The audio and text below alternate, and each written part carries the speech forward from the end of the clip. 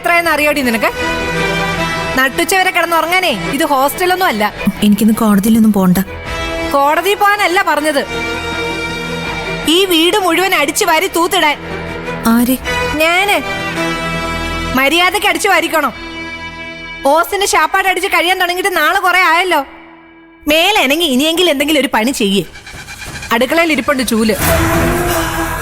ആ പിന്നെ അരികും മൂലയെല്ലാം നല്ല വൃത്തിക്ക് അടിച്ചിട്ടോണം.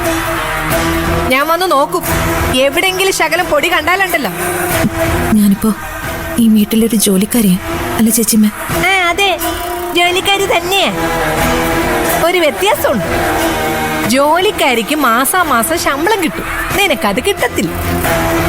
എന്നോട് ഇത്രയ്ക്ക് ക്രൂരത വേണോ? ഇതിലും കൂടുതലാ കാണിക്കേണ്ടത്. നിന്റെയൊക്കെ കയ്യിലിരിപ്പതാ. ഞാൻ ചെയ്ത തെറ്റിനുള്ള ശിക്ഷയാണോ ഇത്? ആ അതെ. എന്താ കൊച്ചമ്മയ്ക്ക് ചെയ്യാൻ വയ്യേ? നിനക്കെന്താ വേർപ്പിന്റെ അസുഖമുണ്ടോ? എന്തുണ്ടെങ്കിലും കാര്യമൊന്നുമില്ല. എല്ലും മുറിയുന്നത് വരെ നിന്നെ കൊണ്ട് പണി ചെയ്യിപ്പിക്കാൻ എന്റെ തീരുമാനം. പറ്റില്ലെങ്കിൽ ഇവിടെ ഇറങ്ങി പോടി, ആരും ഒന്നും പറയത്തില്ല. കട്ടും മോട്ടിച്ചു സുഖിച്ച് ഇവിടെ അങ്ങ് കഴിയാന്ന് എന്തായാലും എന്റെ മോള് കരുതണ്ട. ഞാനുള്ളപ്പോഴേ അതിന് സമ്മതിക്കത്തില്ലടി. എന്താടി നോക്കി നിൽക്കുന്നത്? വേഗം പോയി അടിച്ചു വാരി തൂത്ത് വൃത്തിയാക്ക്. അതാ നിനക്ക് നല്ലത്. അടിച്ചു കഴിഞ്ഞിട്ട് വേണം ഇവിടെ എല്ലാം നല്ല വൃത്തിക്ക് തുടയ്ക്കാൻ. അത് കഴിഞ്ഞിട്ട് വേണം അലക്ക്. നിന്നെ കൊണ്ട് പണി ചെയ്യിപ്പിക്കാൻ പറ്റുമെന്ന് ഞാനൊന്ന് നോക്കട്ടെ. ഞാൻ പണിയെടുക്കും ചേച്ചിയമ്മ.